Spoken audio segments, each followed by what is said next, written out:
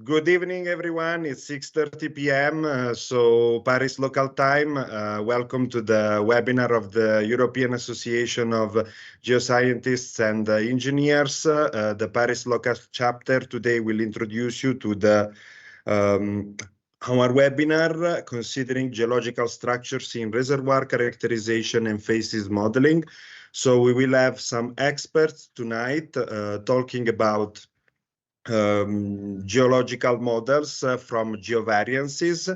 A little bit about IAGE. Our association is an European association that is also currently expanding a lot in other continents. So we do have also some local chapters in Mexico. There is another one in Kuwait, and it was founded in 1951. It is a professional non-profit association for geoscientists and engineers, and our goal is to promote the development of innovation and applications of geoscientists related engineering subjects to the industry. Currently, we are opening at any time for new members, and we would like to show you the advantages of our membership. So first of all, we have some webinars, as you can see right now, and we have some training possibilities all over the year, which could be both in person at some of our events or online. So the IAGE community is currently supporting the decarbonization. So one of the goals of our community is also to promote a more sustainable economy. And this is the message that we would like to convey through our webinars across time. We would like to also highlight the importance of the next event. It is the European Association of Geoscientists and Engineers annual event, the 85th now, that will happen in 2024 in Oslo in Norway, where there will be more than 6,000 participants and over 1,300 presentations with 200 exhibitors. We would like to introduce also the structure of our chapter. So we have the board that is represented by Laura Mozga, our president, from Latvia, our vice president Emilio Darriba from Venezuela, the treasurer Guillaume Henin from France, and the students and universities relations lead Elias Makwaka from Mozambique. So our team is pretty multicultural. And you can for sure contact us, any of us personally, through our LinkedIn or through our LinkedIn page, the IAGE local chapter Paris page, and contact us to be the next volunteer. So you can see we have an events lead, Ayed Serradi, the communication lead, Pierluigi Nichilo, myself, the company relations lead, Soraya Bornas, the secretary, Pedram Masoudi, and you may be the next one together with our volunteers, Lucia Manuel Varela, Lydia Warli, and Amira Razananira.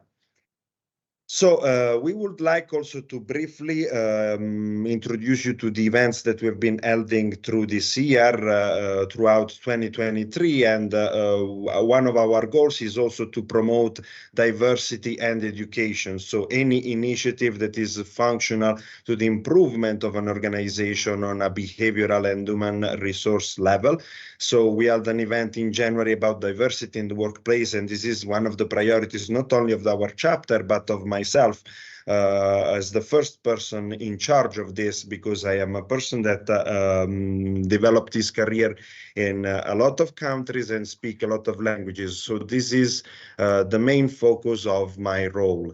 Another event that we presented is, for example, an event related to the application of artificial intelligence in seismic interpretation and application. And this is one of the topics that our organization is mostly focused on, that happened in April 2023, offering a deeper understanding of the subsurface. Another event in May 2023 about carbon capture, use and storage, which is for sure a hot topic during this period and within the energy transition. Saving the planet 1 megawatt at a time, which is a meaningful title about geothermal energy. And for sure, the best event that we may have had in 2023 is the in-person event at the SLB facility in the neighbors of Paris, geothermal energy, a quick overview of today. Then we had in September data management in the oil and gas business, the road to digitalization, where we focused on the role of the new technologies and the digitalization, not only in the business, but also in our personal and professional careers. And the last event, CCUS at Scale, European Initiatives, it has been held online as well in October 2023. There is a next event that we would like to promote. It is an hybrid evening lecture on the 28th of November 2023, potential of GPR fuel waveform inversion of hydrogeological application. It will be presented by Professor and Dr. Anja Klotje from the University of Köln, which is the University of Cologne. So save the date on Wednesday, the 28th of November. You can connect at 4 p.m. Central Eastern Time and make yourself aware of this potential in hydrological applications. The other event that we would like to promote is also on the 6th of December 2023, the Minerals for Energy Transition event. This is an hybrid event, so you can feel free to join it online or also join us in person, which we would like, of course, to appreciate in that case. And it will be focusing on the importance of the new minerals in the energy transition within the framework of the massive electrification that is especially happening nowadays in Europe. So we'll have a few speakers, Jerome Gwyn from Paul Avenia. He will focus on the security of supply of critical mineral. And for sure, an important speaker from Orano, one of the most important companies in the business of nuclear fuel worldwide, that will be doing his presentation, Mining Uranium and Innovation. And the final one, geothermal lithium from Alsace at the heart of the energy transition challenges, which will focus on the new capability of extractive methods for lithium, which is for sure needed by the industry nowadays. And the last one will be held by Romain Millot from Lithium de France. So here we can see we also have our sponsorship that we would like to acknowledge in sponsoring and supporting our event. Briefly about today's event, as you can see, we are introducing our local chapter from Paris, and Hélène Binet, which is the leader at Geovariances of the team that is going to present the content of our webinar today. So in few minutes, we will start with a presentation from Pedram Masoudi, flattening and local variographical analysis, and followed by Yvan Assy, geostatistical plurigaussian simulation for Facies modeling. We would like to encourage everyone to be very active during the Q&A question. We are very open to question, welcome all of them, and generally we have quite busy discussions at the end of the webinar. So let me briefly introduce our speakers. Hélène Binet is a geophysicist and geostatistician, graduated from Pierre and Marie Curie University in Paris. So she has experience as a business developer worldwide, dealing with oil and gas contaminated sites and geotechnics, with previous experiences in Brazil and Norway. And her expertise in the field of geostatistics application to seismic data filtering, seismic time-to-depth conversion, subsurface modeling, and contamination characterization. She will be leading the team of Pedram Masoudi and Yvan Assy, as you can see. Pedram is a doctor in geosciences, graduated from the University of Tehran in mine and oil exploration engineering, and at the University of Rennes. He is as well a geostatistician and geophysicist, and currently consultant at Geovariances. His expertise has been built in the geostatistical evaluation of mineral deposits and resource estimation, compliant with the JORC code and petroleum reservoir characterization involving time depth conversion and petrophysics. And Yvan Assy as both a geoscientist and an engineering background. So in this case, he graduated from the School of Mines in mining engineering and in geology from the Yamoussoukro University in Côte d'Ivoire, and he also pursued a master's degree in geostatistics from Mines Paris. He is currently working with the mineral resource estimation, geological modeling, and characterization of soil contamination. So I would like to currently leave the floor to Hélène Binet, as I'm sure that she can better than me introduce the activities of her colleagues and what is the expertise of Geovariances in the field and its leading role in Europe and worldwide. We are a global provider of statistics and data science.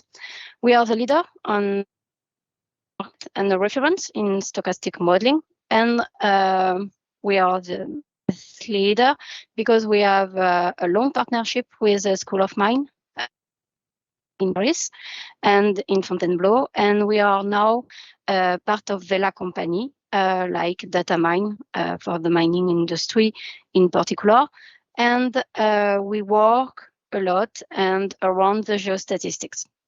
We are around 40 engineers in Geovariance with the technical experts, consultants, and also software developers. Next. So the head of Geovariance is in France, in Fontainebleau, where we have some consultants and also all the developers team. We have some consultants in Canada, in Santiago, in Brazil, and also in Australia. All these offices are near to the client, essential for the mining industry, but with also different experts in all the different domains. Next. Our markets are mining, of course, and oil and gas, nuclear decommission, and also contaminated sites or geotechnical engineering, and more and more hydrogeology or air quality. Our customers are private companies or consultancies, and also public bodies or ministers. Next. We have a global offer, so we can give you a ready to use software solutions, but we work also a lot too with Python in order to give you some piece of your workflow, like that you can develop and increment your own workflow with different type of tools. We work a lot and we try to have a good interoperability with all the different software depending on all the different industries. And to develop the geostatistics, we also have a big catalog for the training courses, and we also give some consulting and mentoring services. The difference between consultant and mentoring, it's, for example, if we work with your data from the beginning to the end and we give you the result, and for the mentoring, you work and we guide you and we help you with the geostatistics information, algorithm, or with the use of the software. Next. So we have a software solution that we call Esatis Neo.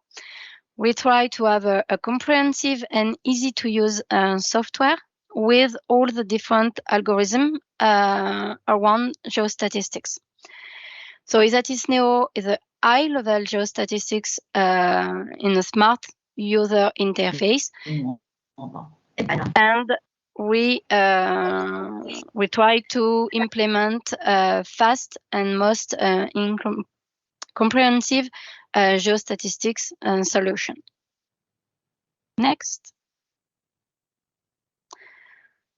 So our services, the consulting or the mentoring in different industry. So for example, for the mining, we work around the domain definition and to the resource uncertainty characterization, with the possibility also to work around the drill hole spacing optimization.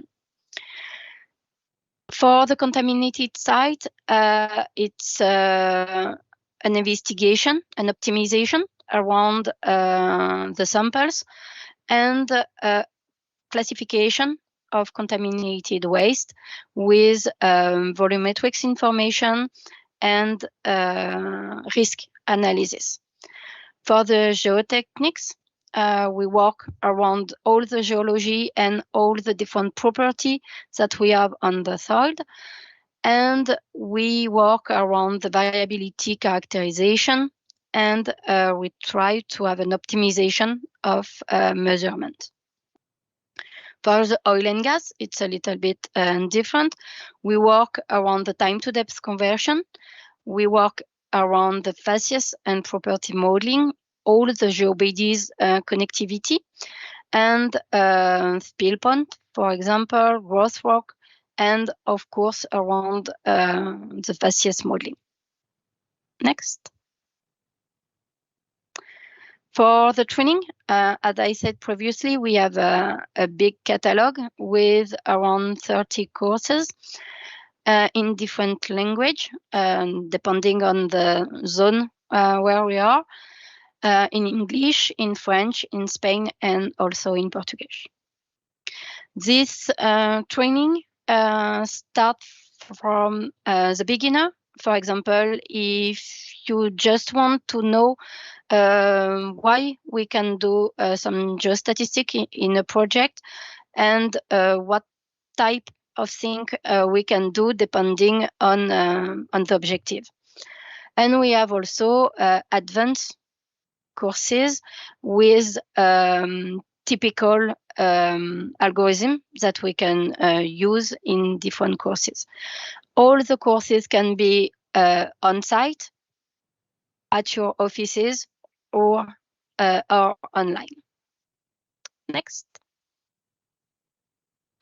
So now you know a little bit more geovariances, and now we can talk about geostatistics. So what is geostatistics? So next.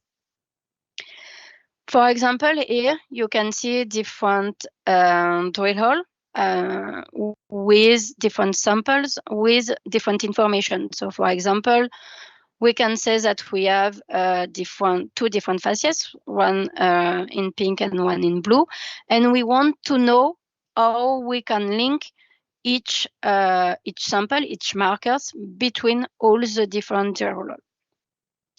Next. So we can do like that with a vertical line, horizontal line between each sample, or with a bubble around a sample, or if you click on next, you can have something like that with a curve between all the different, or next. You can have something like that. And in fact, the geostatistic is the tool that we need to define how we can link all this information. Click on next.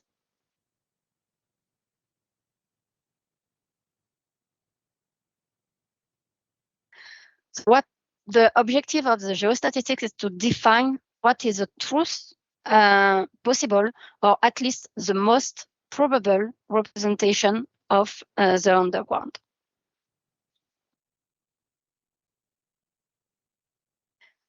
The answer depends on the spatial behavior of the studied phenomenon.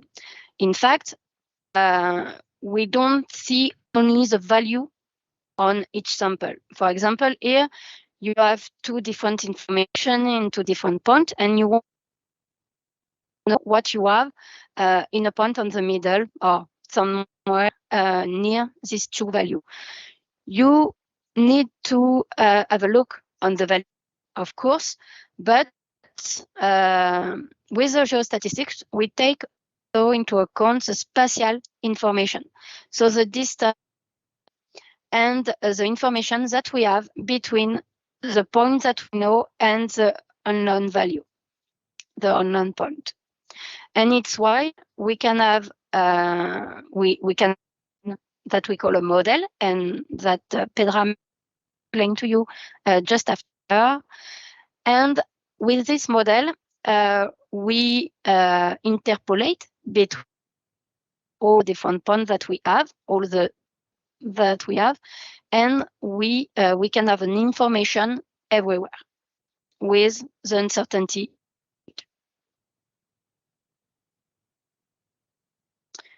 You can click on next. So here, for example, you have a base map, and you build from this base map the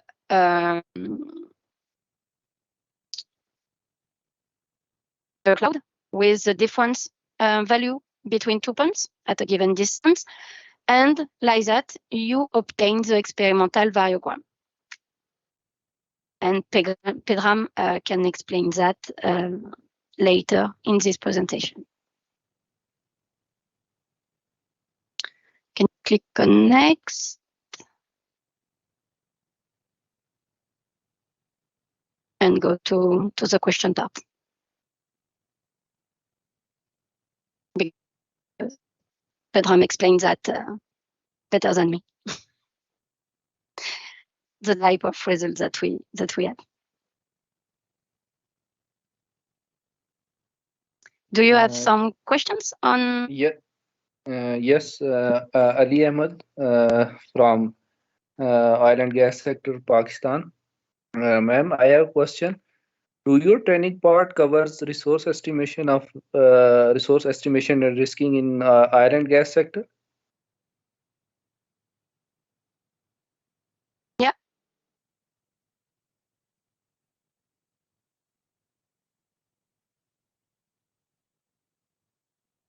Okay, thank you.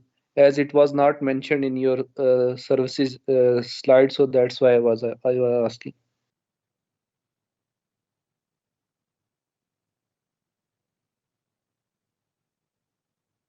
Okay, so Pedram. Pedram?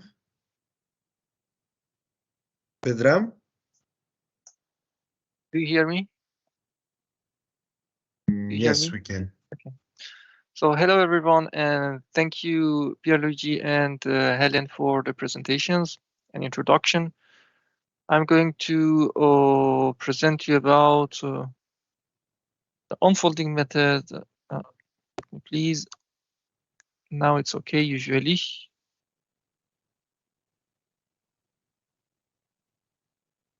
So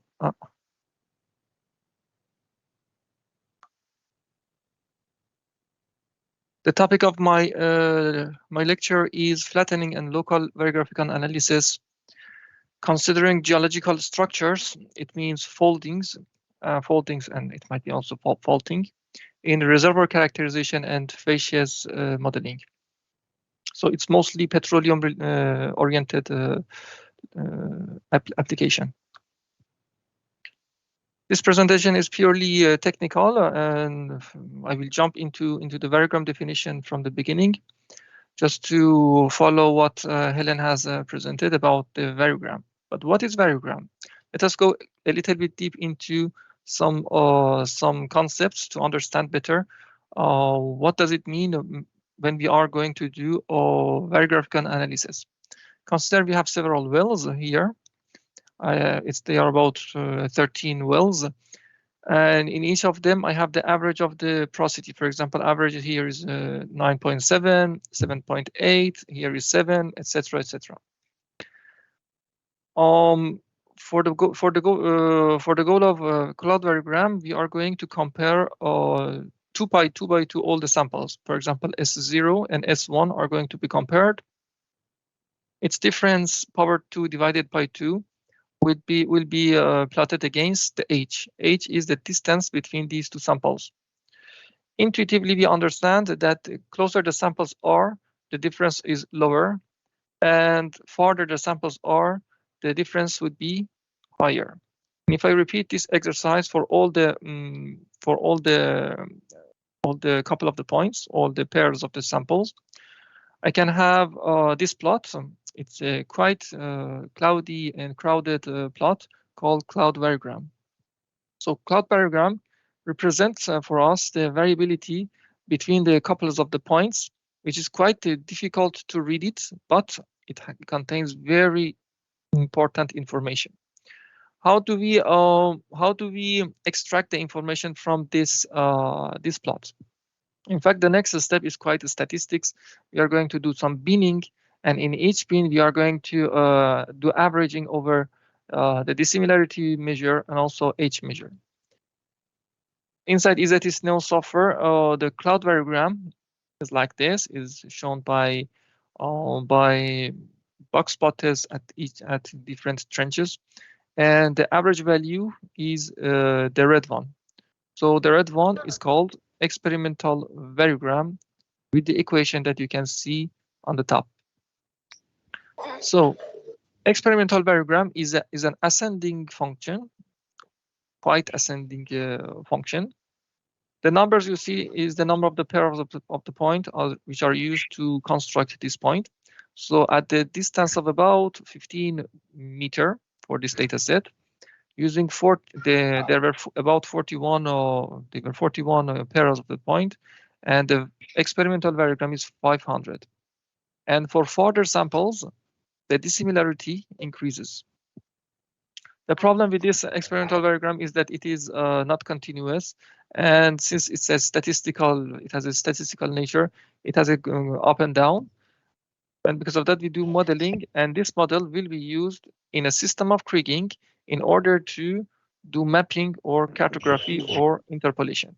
So it's an interpolation which is based on the data, their model of variogram, and one of the advantages of geostatistics or kriging interpolation is to provide you the uncertainty of a map of uncertainty impact. So the estimations around the wells or around the samples where we have information are relatively more confident, and between the samples where we are far from the samples, for example here, or where we are at extrapolation, we will have higher error of estimation. So geostatistical interpolation not only interpolates the information but also provides us some measure of error. We can do variographical analysis not only in one direction, not only in an omnidirectional way, but also in different directions. For example, in this plot, variographical analysis is done twice. Once parallel to the stratification, the other time perpendicular to stratification, and we expect that perpendicular to stratification to have higher variability rather than horizontally. So you see that the variogram which is red is parallel to the strata, shows less dissimilarity or is more homogeneous than the variogram which is perpendicular to the strata. We call it anisotropy. This anisotropy, it means the variability between or the difference between the variability behavior in two different directions might be sometimes constant over space, or sometimes it could be changed. For example, in this information, in this data set, the maximum distance of or the direction of maximum continuity at this place that I'm showing is toward northwest. But in other places like here, the maximum continuity is toward northeast.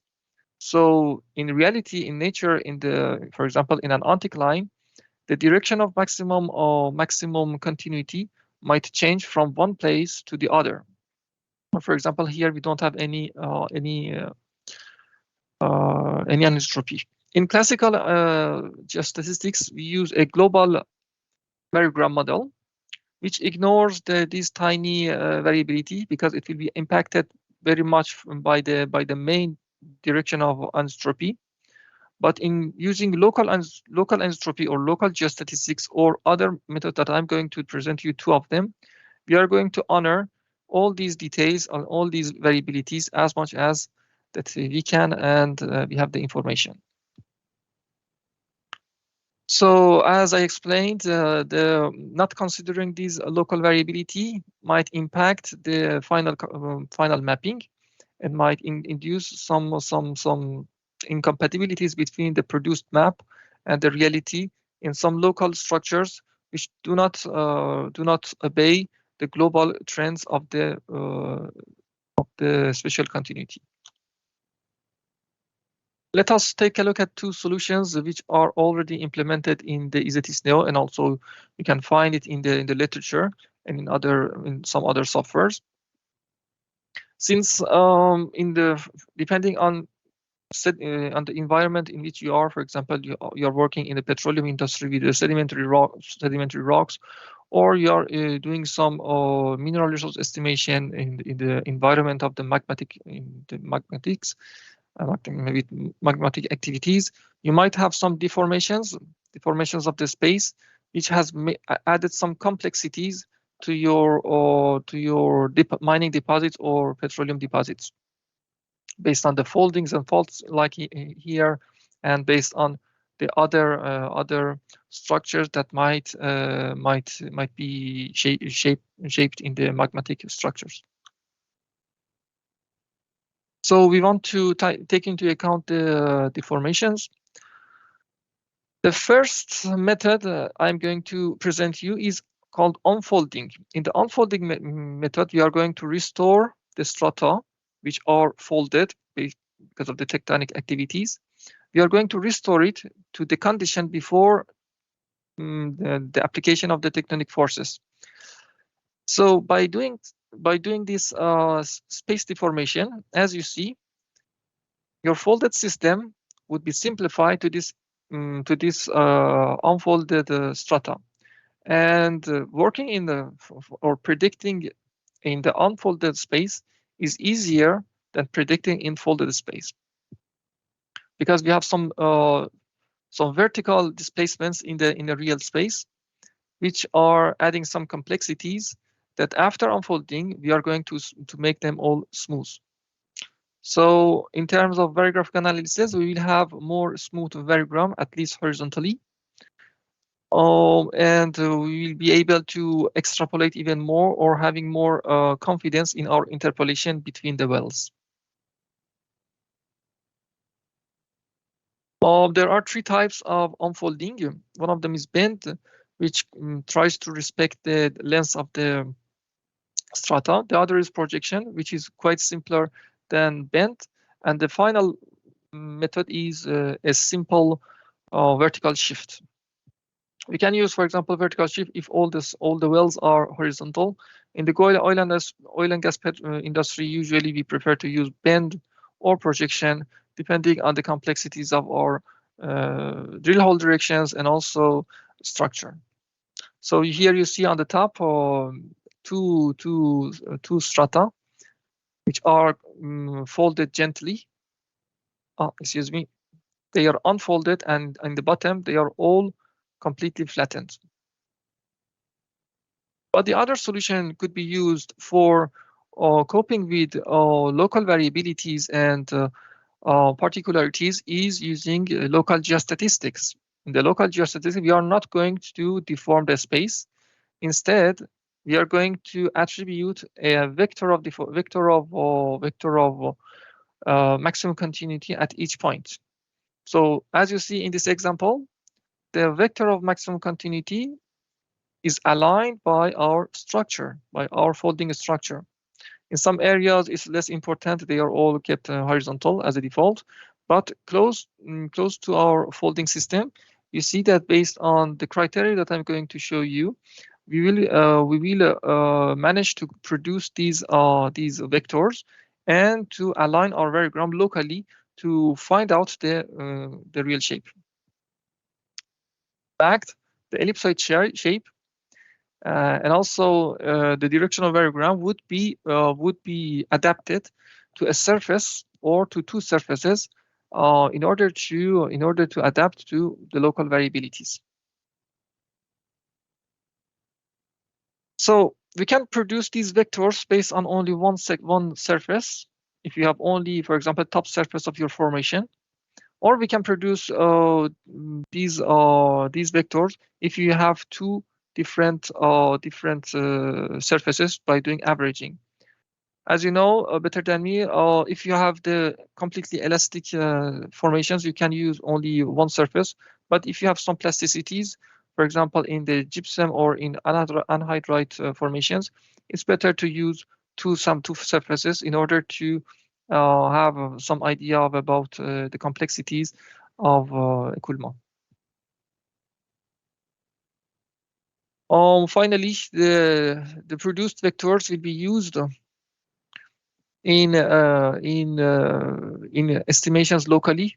So the ellipsoid of the search and also the directional variogram would be adapted, as you see schematically in this image, to different areas. Instead of having all the time the same ellipsoid, which is a globally acceptable ellipsoid, of course. But we are going in the local geostatistics, we are going to adapt to local phenomena.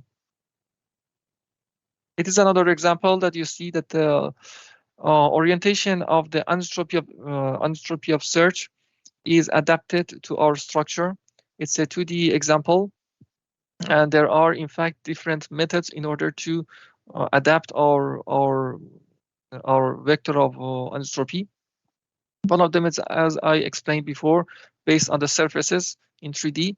The other is if you have some structural information, like for example, if the geologist has measured the deep direction and the direction of the strata on the field, we can so interpolate this information. In this exercise, a gradient-based method is used, simply based on the information which are acquired. A gradient-based method will be applied to calculate the maximum direction of the deep. And also local variography, which is recently added into the software Geostatistics Neo. I will show you a demo quickly. So we will do several tests in different directions and using different ranges in order to find the best local variogram based on an experiment and based on many experiences. So it's something like doing sensitivity analysis locally at different locations. Pros and cons. So two methods are proposed or introduced here. Neither of them is perfect. Each method has its own advantages and disadvantages. As you see here, for example, unfolding has two main advantages. One of them is flexible and is a general approach. I use it quite frequently in the projects that I receive from the clients. And also we can manage the faults using by doing unfolding. So before unfolding, we can apply unfolding to manage the faults. Sometimes it produces some artifacts, especially in the complex geometries, because simple cases we can simply manage everything. And also it's a little bit more technical, that this change of support. I mean, when your information are at a core scale or well scale, but we are going to generate the information or generate the values, the porosity value at reservoir scale or at the block scale. So we will have some considerations, and we have to to manage it. And also sometimes it is time consuming, sometimes it consumes too much space. It depends on the size of your blocks and also the size of your anticline. But in the local geostatistics, we don't have these two problems, at least, because we are not regenerating the space in an unfolded area. No need to flattening, no need to recreate the data sets, and it can honor even the complex deformations. And also we can do change of support based on a DGM theory. It cannot manage the faults in the local geostatistics. However, there are some solutions, but today when we are talking about, we don't have a final solution implemented. And also for simulations, if you want to do simulations, we have to consider some special methods in order to generate probabilistic outputs. So let's go to the Isatis Neo software, and I will show you quickly a demo before coming back to the slides for questions and introducing you to training sessions that we have. So the software, let me open the software. This is the Isatis Neo software, and I'm going to show you briefly these two methods inside the software. So first of all, this data set is a synthetic data set only for because in the real life they are sometimes complex and not adapted to the pedagogical illustrations. So I'm going to show you first of all the drill holes which are imported. Quite a lot of the drill hole I have prepared to be easier to understand the concept, and in all of them the porosity has a upward increasing trend. And if I do a very graphical analysis, for example, in this exercise, I have prepared some steps. It would be quite difficult to find the couples of the points because in the different directions, for example, horizontally, when I'm searching a couple for this point, I cannot couple it to this information because horizontally it cannot find them. Because of that, we prefer, as you see here, we don't have a beautiful or an understandable experimental variogram. So my model would be somehow hypothetic. But if I do flattening means converting this information to flatten the space, because here, as you see, it is folded. If I flatten it, I will have it in this form. So now all the first samples could be linked quickly and easily. So high-grade values in different zones on the top of the crest or on the bottom of the anticline could be linked to study the variability horizontally. And if I do a very graphical analysis in this space, it would be, I will have more information, and my variogram would be quite more justifiable. And all the kriging would be done, or kriging or interpolation would be done on the blocks, which are converted to the flattened space. So I show you the result of kriging.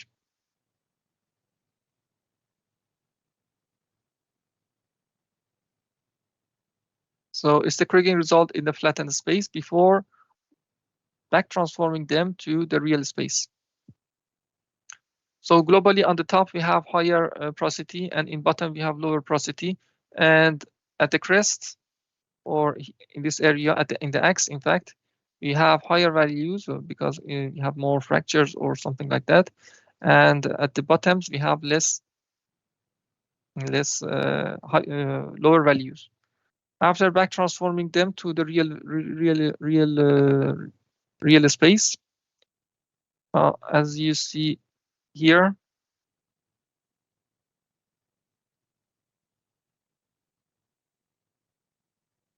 we can see that the variability is always increasing upward in different areas, and also it is maximized here in this area, which is our axis of anticline. Another method I presented is using local anisotropy. So one of the methods is based on only one surface, the other is based on two surfaces. Here I had two surfaces, so I used both of them. And the direction of local anisotropy is generated for all the blocks based on these two surfaces. If I show you the complete information, it is like this. So they are the top formation and bottom formation of my imaginary reservoir. And at the end, we are going to do kriging on this information. I used to do block kriging in order to change the scale of the data from core scale to block scale. And also local entropy is used to honor the local variabilities and generate all the small shapes. That's all for me. I wanted to share with you about the software and also about the theory of local entropy or local geostatistics based on two methods, unfolding and what is it? Local entropy. If you have any questions, I can come back to the slides. Thank you very much, Pedram. Welcome. Ivan, are you ready? I'm ready. Do you see my screen correctly? Yes, we can. Yeah. Thank Okay. you. Please proceed. Right. Okay. So it's it's a pleasure for me to share with you over the next few minutes the contribution of geostatistical plurigaussian simulation to model geological bodies. So the presentation for me is already done. So I work as geostatistician at Geovariances. And my presentation is strongly linked to what Pedram presents a few minutes ago. And I would like to thank Pedram about his nice presentation. So let's continue. So I will share with you experience about facies modeling. So geological modeling. So geological modeling appears like a preliminary step in the spatial data modeling chain.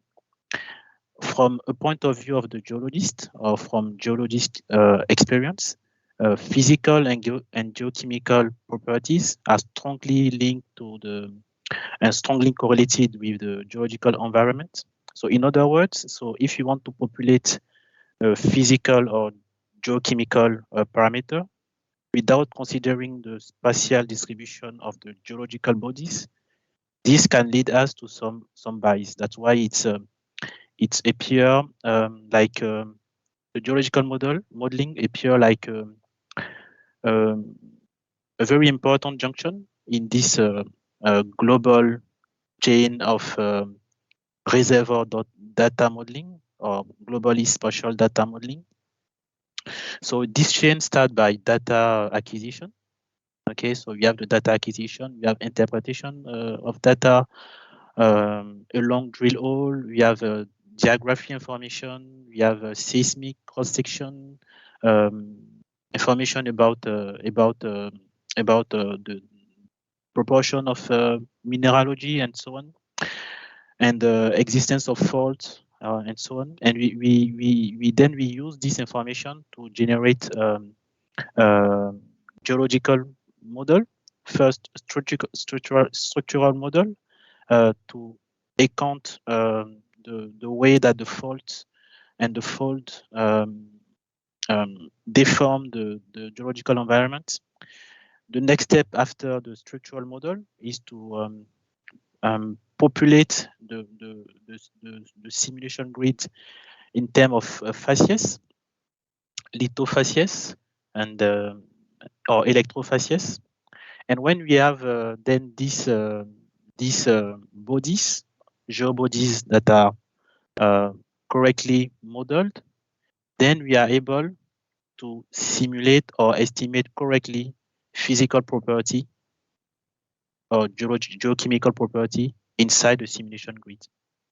Okay, so we have many direct application for this global workflow.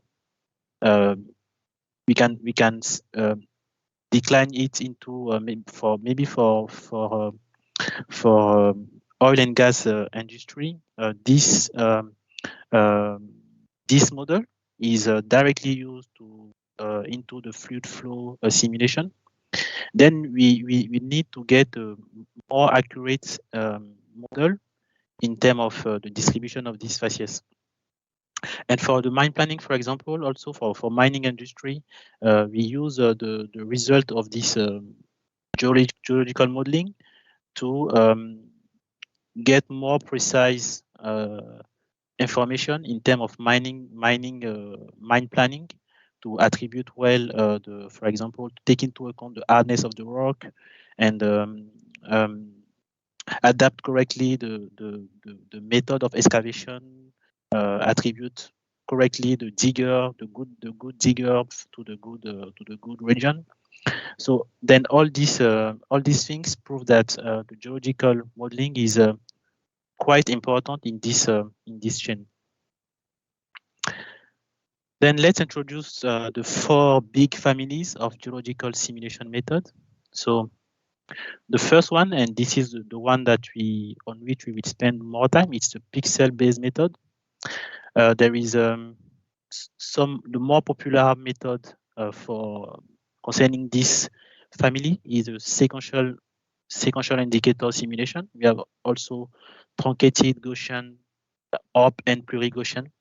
So this method are honor well data information, are constrained by variogram, like Pedram present you, and also can be constrained by proportion. So we will see during the presentation what is proportion. There is also pattern-based method like multi-point statistics, more or less controlled by data using training image. So it's a different philosophy, different concepts, using properties, and also can use soft data like trend, like other type of data. We have also object-based method, Boolean simulation with various marks. So in this case, we simulate some geometry. This method are less and less constrained by data, but we can use the geometry of the object that we want to simulate, and also some proportion variable. And there is also process-based method. In this case, we constrain the simulation by our knowledge about the genesis of the phenomenon. Okay, so there is some algorithm also to generate this kind of simulation, like Flumi.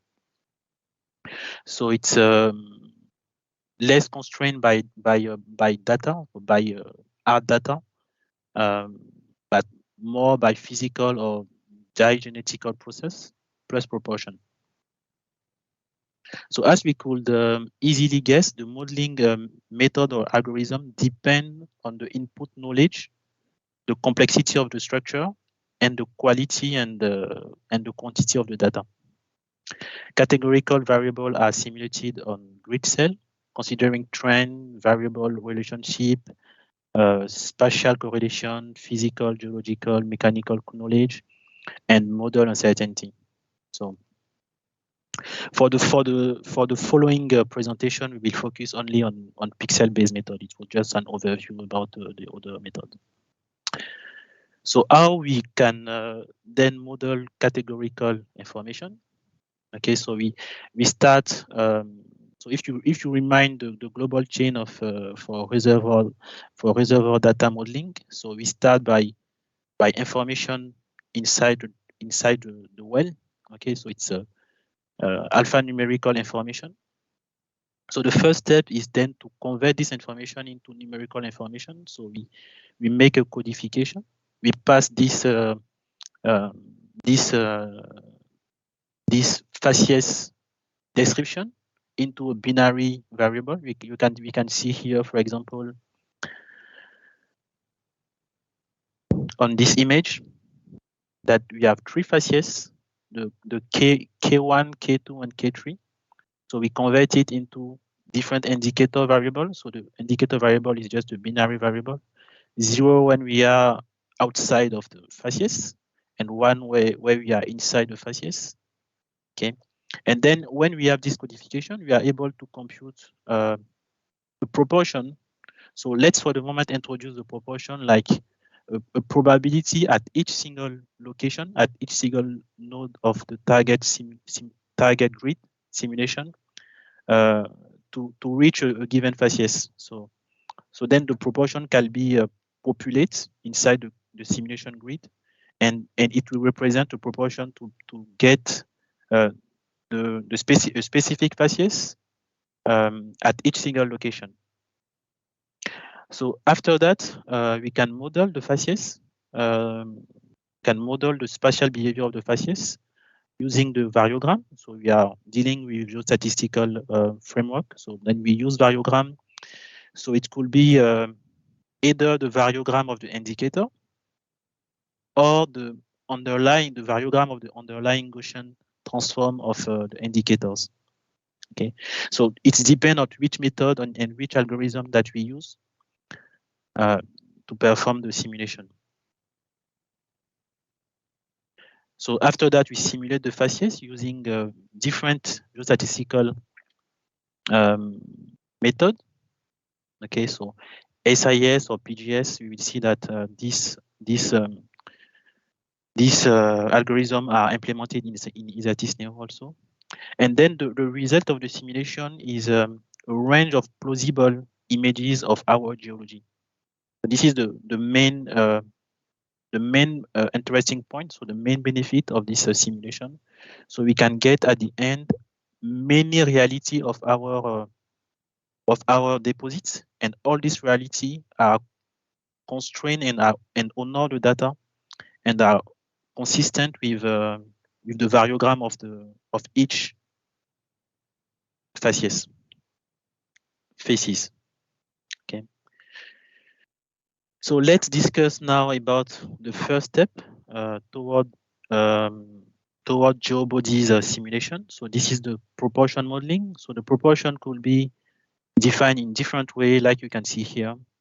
It could be defined globally. So global proportion means that, like I told you, so the proportion is a kind of probability to get a given facies. So we can define a global proportion. This image comes from Isatis-Neo. So that means that in our domain of interest, we assume that the proportion of any facies doesn't vary too much. This is this case here, or the second case here.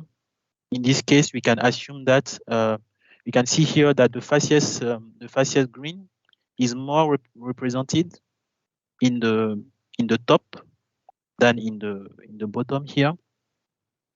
So there is a variation of the proportion in depth. Okay, so then in this case we cannot define a global proportion, but we define what we can call here a vertical proportion curve, so VPC.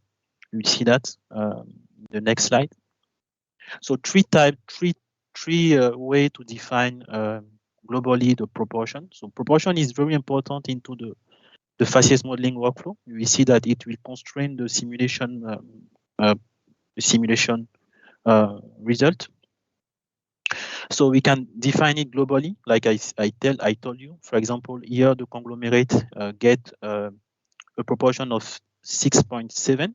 So this proportion will be assumed that we will assume that this proportion is constant in any subdomain in our big domain of interest.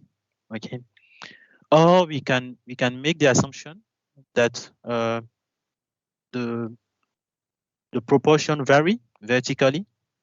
Okay, we can see that, for example, maybe in the sedimentary case, we can say that one facies are more representative in the top regarding to the stratigraphical sequence, more representative is in the top and less representative in the bottom. Okay. In another case, so when they are more complicated, we can define a local proportion. Then we can estimate the proportion and then generate a model of proportion. So it's just here a kind of more detail. So global proportion, the proportion of each facies is invariant anywhere. So it's a big, very strong assumption about the stationarity. So what we call stationarity in geostatistics is we assume that the mean and the variance is constant for the variable of interest. So then if you assume that we have stationarity in terms of facies, that means that the facies, the proportion of the facies is constant all over the domain of each facies. This is a very strong assumption. So it can be proved practically, but we need to know that using the global proportion, that means that we assume a constant proportion all over the domain. So another way to generate, so to compute the proportion, is to use the vertical, the VPC, the global VPC. So in this case, it's a little bit different. So then we compute the proportion by layer, okay, by horizontal layer like that, okay, and then we will assume that the proportion will be constant in each specific layer, but will vary in vertical. Okay, this is typically what we can get in a sedimentary case. Okay, so to do that and to be more precise by defining the proportion like that, we need to be sure that the layer is correctly defined. So then we need maybe to generate some unfolding to get a flattened layer. Okay, to better understand in a flattening context the correlation between the layer before the deformation, before the tectonic deformation, and then after this unfolding, the computation of this VPC will be more accurate. Then it's more dedicated when we are non-stationarity context vertically in the vertical way, plus or also in the lateral variation of facies context when we have a lateral variation of facies.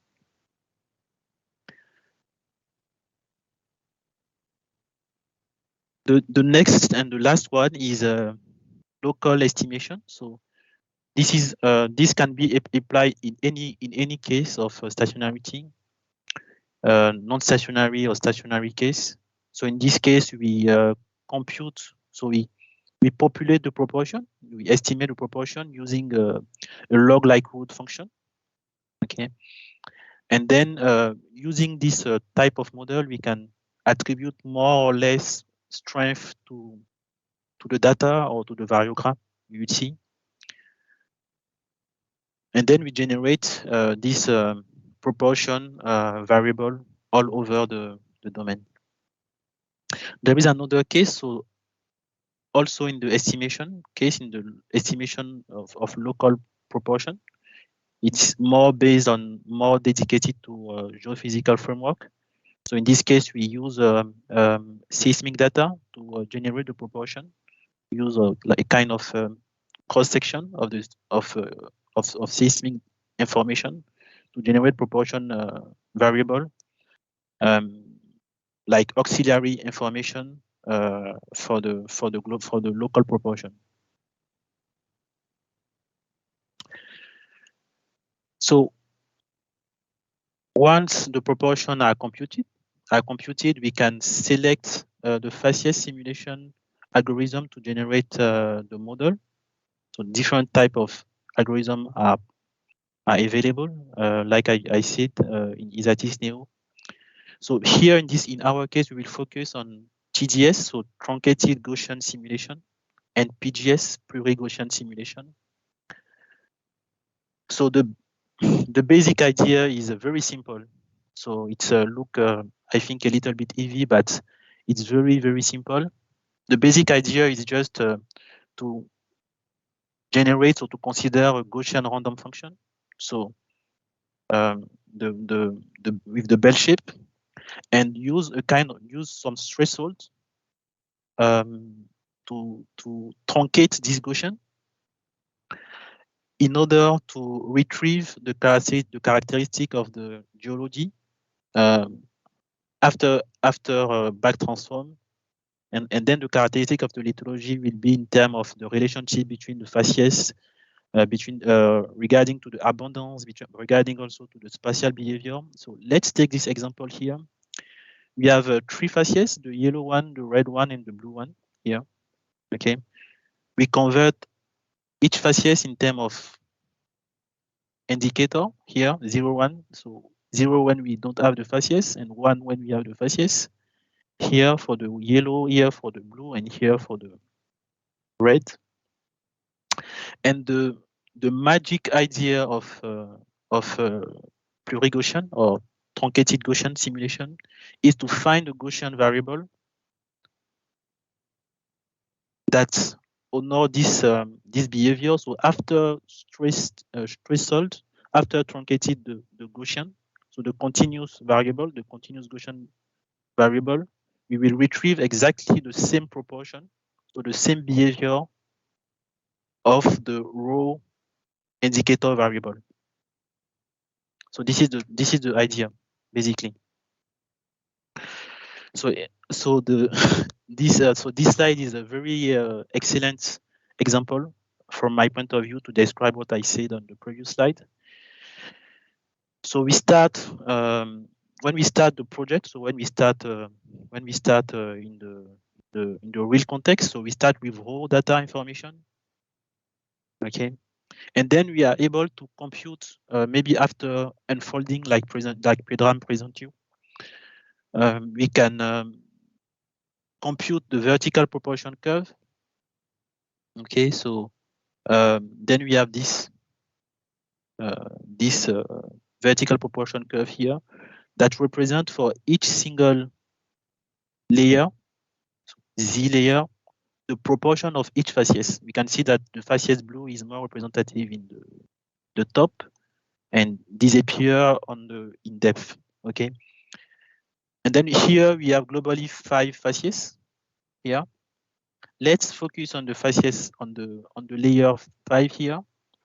Okay, and we can see that here we have 3 facies on this layer: the facies orange, the yellow one, and the green one.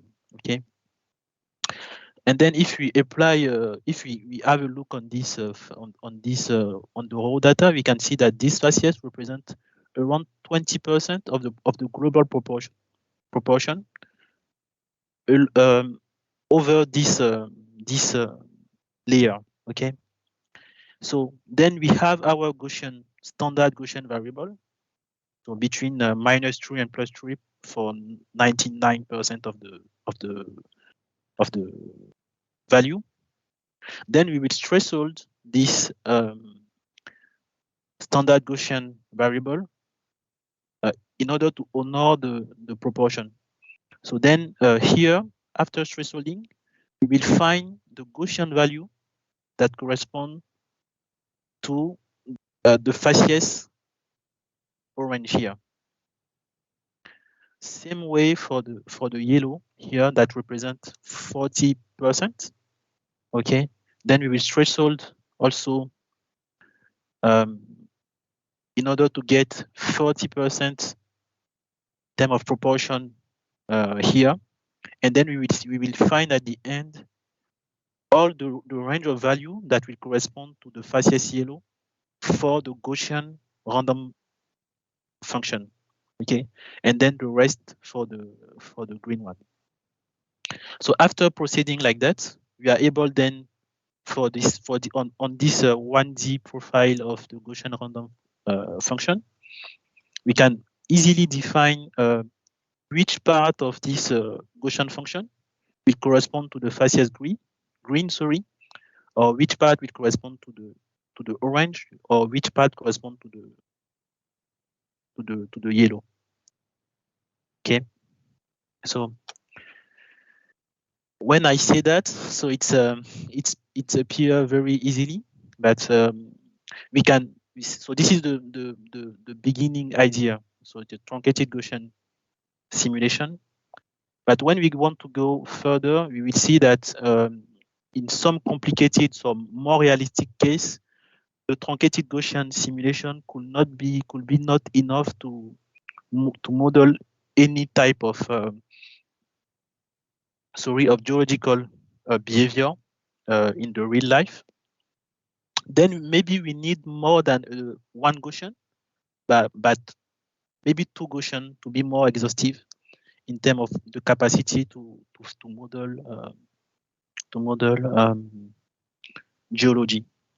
So then, what I would like to say, so it's a truncated unique Gaussian random function is useful in the sedimentary or stratigraphic geology, but it's unsuitable for modeling complex facies relationship like a porphyric intrusion or erosion, for example. We can see on this example here, okay, so we have we have two Gaussian here, two Gaussian variable. The first one is this one, and the second one is this one, okay. So if we want to apply, we want to model a kind of intrusion here, okay, we will not be able to do that by truncated only one Gaussian variable. So here, for example, we have three facies.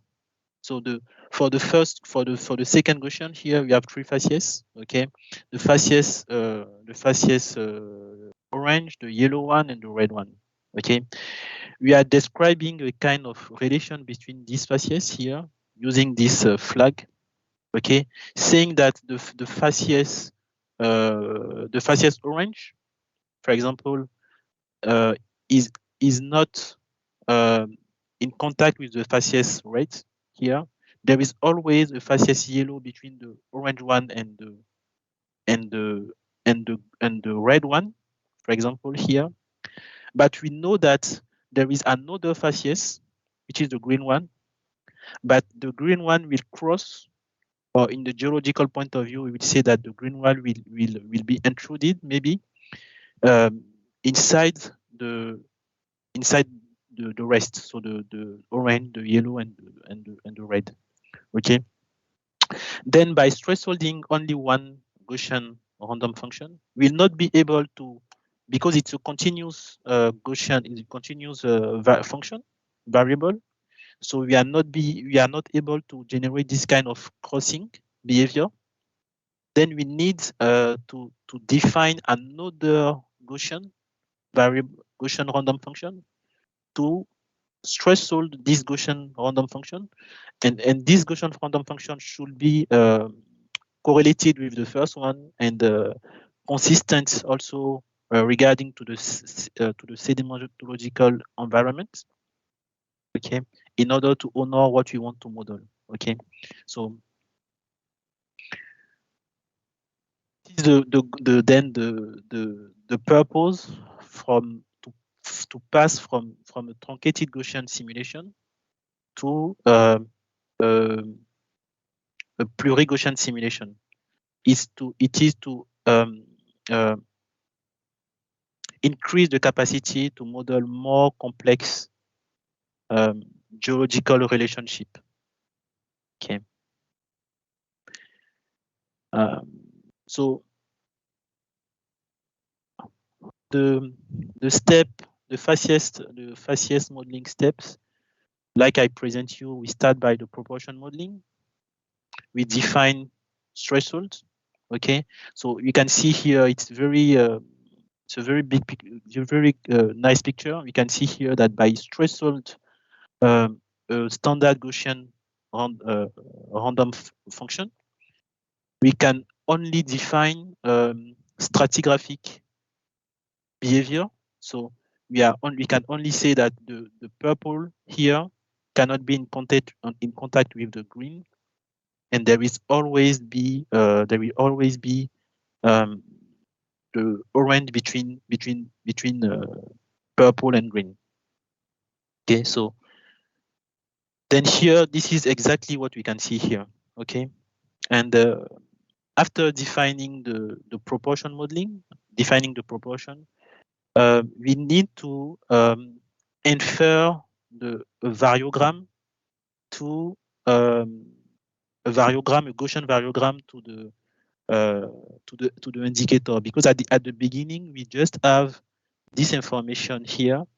Okay, at the beginning we just have information about coming from the well. Okay, indicator variable, indicator variogram, but we don't have the Gaussian variogram. Okay, then we need to infer a variogram to the a variogram to the Gaussian random function. Okay, and then for that we use a log likelihood function.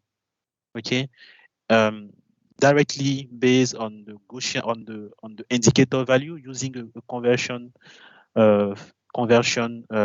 task between the indicator and the Gaussian variable. When it's done, this is one step after proportion modeling. In the workflow of the pre-Gaussian, we need to define, so to infer the Gaussian variogram, and this Gaussian variogram will constrain the behavior of the spatial behavior of our variable of our facies. Okay, and then this variogram should be consistent regarding to the spatial structure of the facies. And then to honor this spatial behavior, we use what we call a Gibbs sampler. So just tools based on simple kriging that allow to honor the globally that allow to honor the variogram of the indicator of each facies. So we use this Gibbs sampler here. It's an iterative method that help to honor also the variogram of the indicator. So this is a step which is done in parallel with the first one here. And at the end, we are able then to generate our simulation by plurigaussian. So we can see here. So here we have different case. So we can see that we can model complex. It's more artistic here. So it's very artistic here with beautiful color. But it's just to present you that we are able to, using the good very complex lithotype rule. So what we call the lithotype rule is this flag. Like ingredient, we have the lithotype rule. We have the proportion. We have the variogram of the indicator, which is translated into the variogram of the Gaussian. Okay, and then we use the algorithm of simulation to generate the facies simulation. So then this rule here is very important. And in Isatis Neo, you have the possibility to infer this, so to calculate automatically this lithotype rule here. Okay, so here, for example, we are defining that the red lithotype is will be never in contact with the orange one. There will always be the yellow between the green and the orange. First thing that you can see, the green is never in contact with the blue.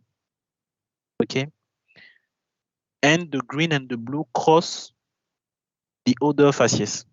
This is exactly that we can see here.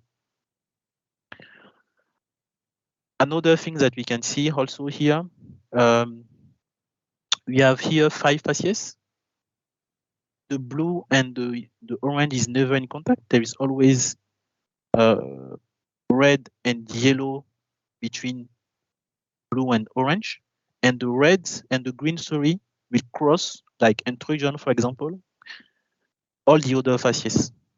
Okay, Here it's more artistic and more complicated. For example, green will never cross the yellow. There will always be orange between them. Okay. Red is in contact with the green one, and we will be in contact with the orange and the yellow one. So we can see here, for example, here that the green will never touch the yellow, okay, but the green will cross all the other lithotype, okay. Yvan, please mind the time. Okay, just few minutes, and it will be. Thank you. So about the facies modeling, so we have quite recently it has been developed in Isatis Neo the possibility to take into account the local vary anisotropy inside the algorithm of PGS, of plurigaussian simulation.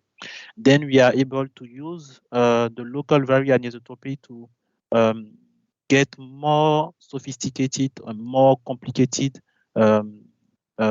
geological bodies. You can see here without and with LGS here, local geostatistical simulation that Pedram presented you a few minutes ago. On this second picture here, we can see two types of local vary anisotropy. So this is another example here. So to make a kind of conclusion, we can say that all the facies simulation methods are mathematics that must be a guide to deliver realistic results. So, and we start always with well information, so raw data, which are not sometimes sufficient. After that, we convert this information into numerical information, like proportion, like indicator, like variogram, and we use a given algorithm, simulation algorithm, to populate then our target domain. Okay, and the goal of the simulation is to so the main benefit is to get more many realization, so many picture of our deposit. If you have any question, do not hesitate to ask me. Be nice for me to get your question.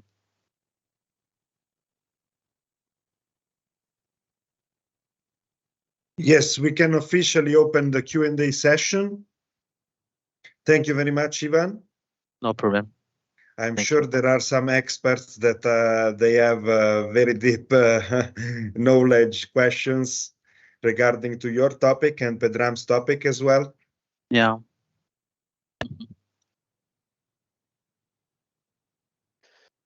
Okay. So maybe let's start with the questions from the chat. We have two. First question from Eric.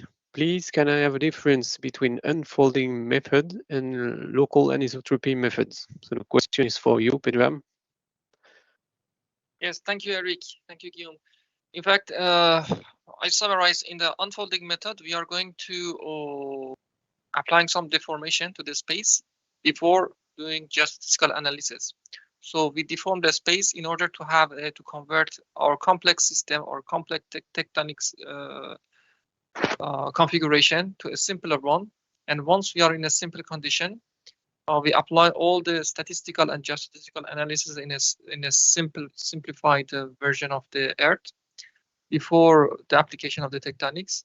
Then at the end, we will back transform all of them to the folded system to the real world.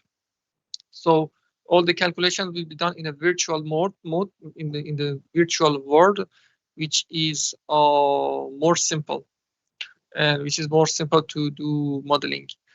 But in the local anisotropy, we are not going to or in the local algebra or local geostatistics, we are not going to create a virtual world.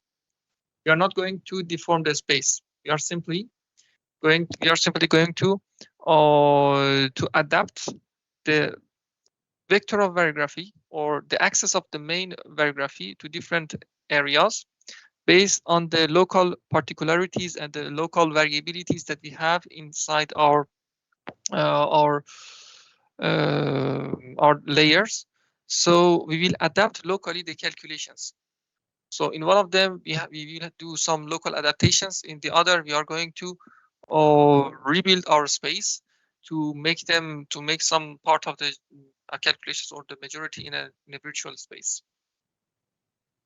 If it is not clear, Eric, do not hesitate to ask it again orally. Thank you. Okay, thank you, Pedram. So now Can I ask a question? Sorry.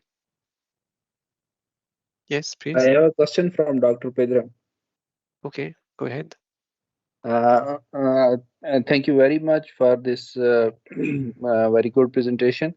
My question is, while you were explaining pros and cons of local geostatistics, you mentioned there it caters complex deformation but not faults.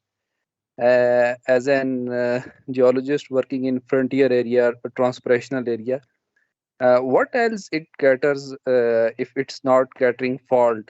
What else it caters in complex deformation? Because as far as my knowledge is concerned, I think in complex regimes, faults are the one of the most targeting entities which make it basically complex.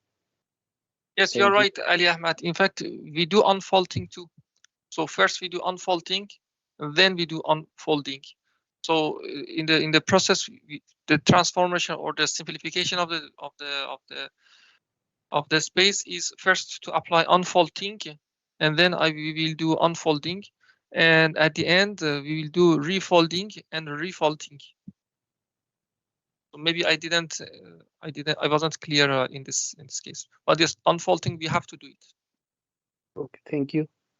And sometimes the faults are not modeled because we don't have enough data because of many issues. So some parts of the faults might be already modeled by your folding.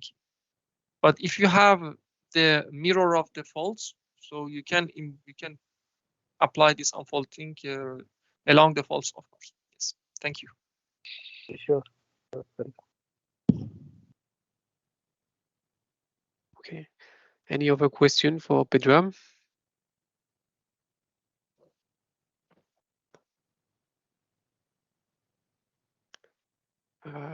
May I ask a few? So do you have some example of a project where the use of local variographical analysis helped for the conclusions?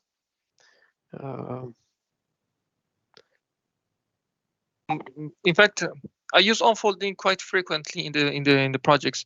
Recently, I used it in a geotechnical project where we had recent alluviums, and by doing unfolding, we will have a simpler space to do all the statistical analysis.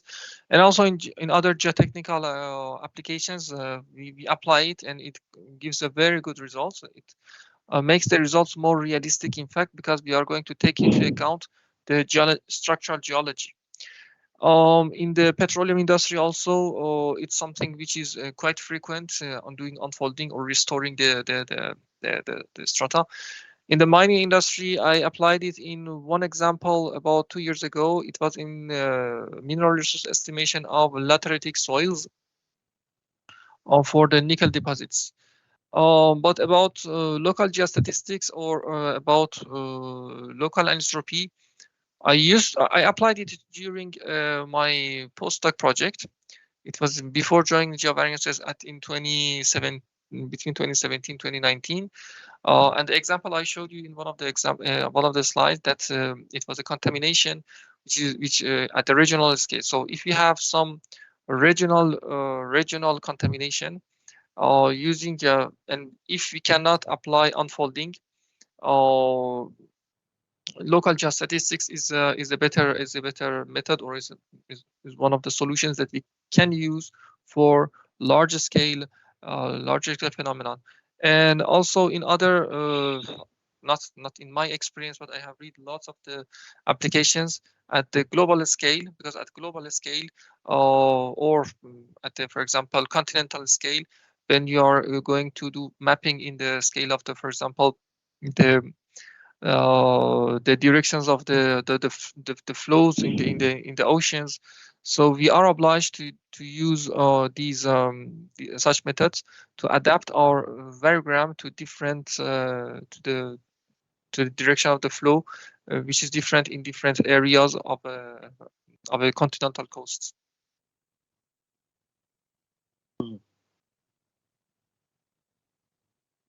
May I answer the question of Hayat, because it's related?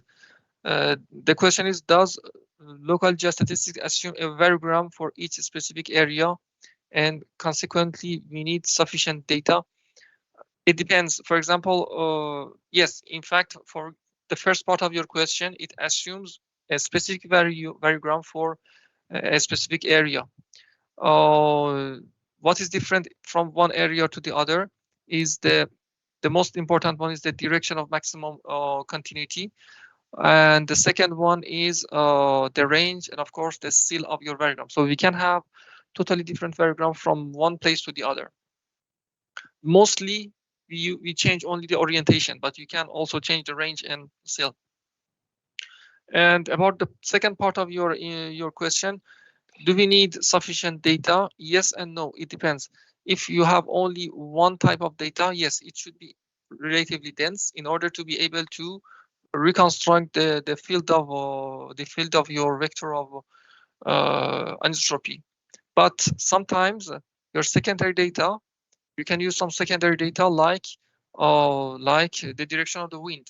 If you are working, for example, with the contamination, and if this contamination is generated, or is the local anisotropy is generated based on the wind, so if you have some secondary data, secondary maps like the wind, that can infer the direction of anisotropy, so you can use it. In the ExoTIS-Neo, we use, for example, the surfaces, the mesh surfaces, or the solids, in order to produce the vector of anisotropy locally. So even if your principal data is not frequent, but this auxiliary data will help us to produce the vectors of the local anisotropy or local variogram.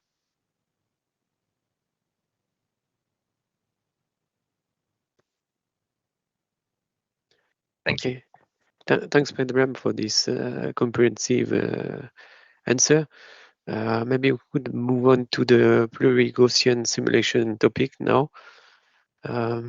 So we have a first question about how Gaussian variables are samples or distributed in such a way that they are continuous. So there is a Pedram, you partly answer. That's thanks to the Gibbs sampler, but maybe even would like to elaborate a bit more on this. I think the answer of Pedram is exhaustive. But how are the Gaussian variable samples? You're a bit far from your mic, Yvan. Can you hear me correctly? Yeah. Now is it correct? Yeah. Okay. How are Gaussian variable samples are distributed in such a way that they are continuous? So it's exactly what he said. So when we transform the indicator into Gaussian variable. Firstly, we are able to honor just the proportion. So we transform we honor the proportion after thresholding the Gaussian random function. And then the value, the Gaussian value, is not automatically consistent regarding to the spatial structure. So it's not continuous information. Then we use Gibbs sampler. So Gibbs sampler is like Pedram explained, it's an iterative method based on the sample kriging of the Gaussian random function. So we simulate this Gaussian random function many times, okay, and we make this simulation in order that it honor the variogram of the indicator. And then at the end, we are able to get some, because sample kriging is give very smooth information. Then at the end, we will get very smooth information locally. And we do that at each single point to get a kind of smooth result. And then results that honor at the same time the proportion and also the spatial structure through the variogram. So this is exactly what it's how it's done.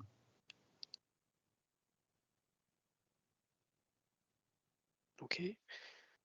Another question from Henri. So Yvan, have you worked on combining pluri-Gaussian and grade in case of uranium type deposits?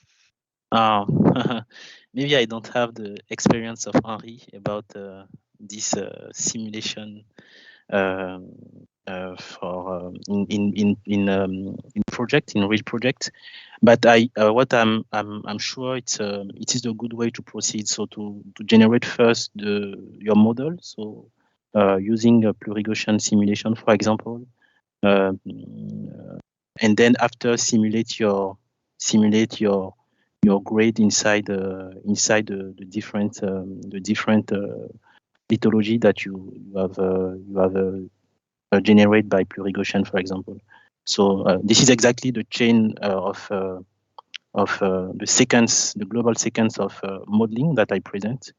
And I think first the lithological domain is simulated, and at the end the grade is simulated inside each domain, taking only the sample belonging to the domain of interest. So it's yeah.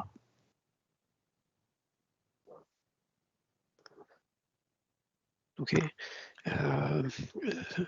Geology question. So for the pluri-Gaussian simulations, how do you define the lithotype rules, the flags? Could you indicate us some possible methodologies? So thank you for this question. So it's a very interesting question. There is many ways to define the rule, so the lithotype rule. It could be based on geological knowledge. So for example, we know that we have a given pile, stratigraphical pile for our domain of interest. So there is the lithological the lithology A, which is the more recent. And after that, we have the lithology B, which is older than the A, and the C, which is the oldest. Then we can define a kind of rule of relationship between the lithology.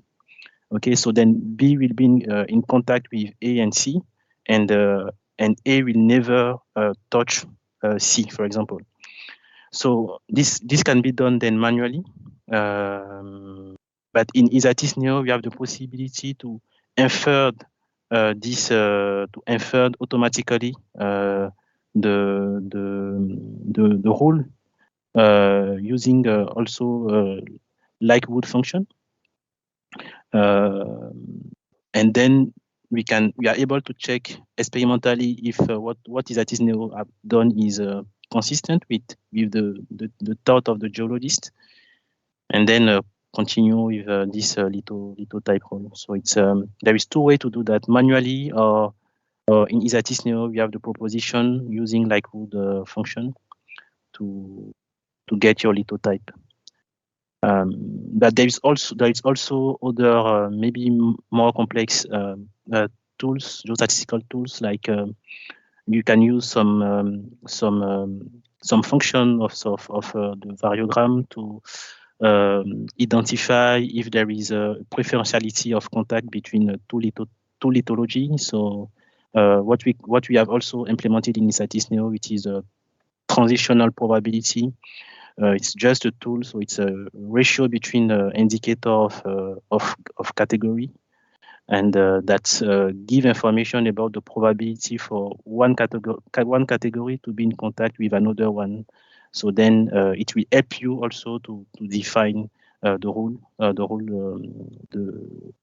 lithotype rule. So it's there is many ways to do that. I don't know if I'm clear. Is it clear? Yeah, kind of. Okay. Okay.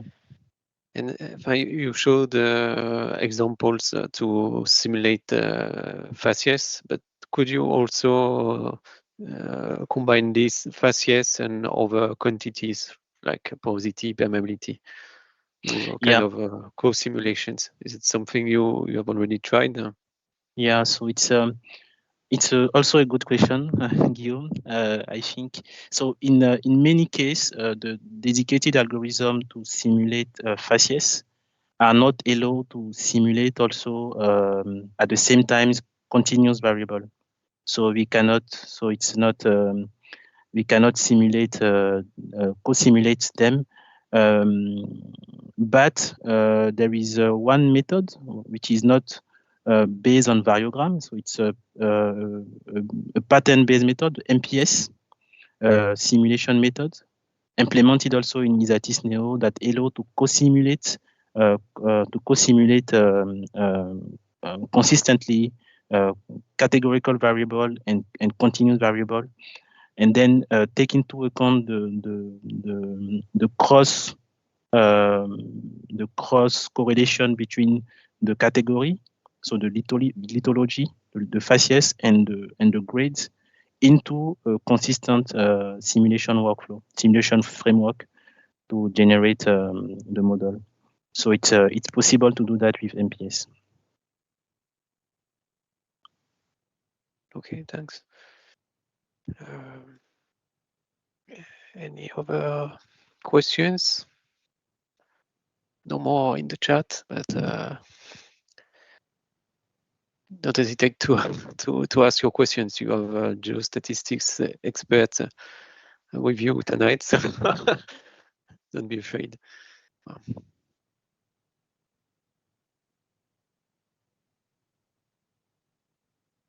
No other questions?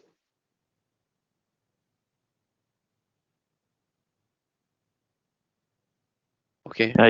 Yeah.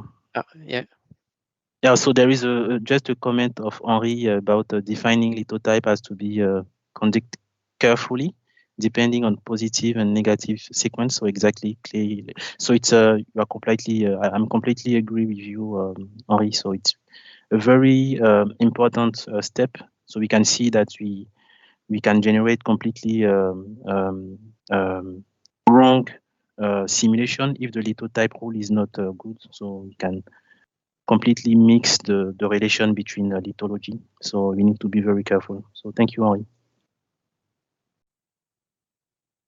Okay, if there are no other questions, I think it's no time to close the session. But before you leave, I would like to draw your attention on the fact that we have another event planned for next month. It will take place at the Société Géologique de France, and it will deal with minerals for the energy transition. It's a free event, so if you are available that day, don't hesitate to show up. See you soon.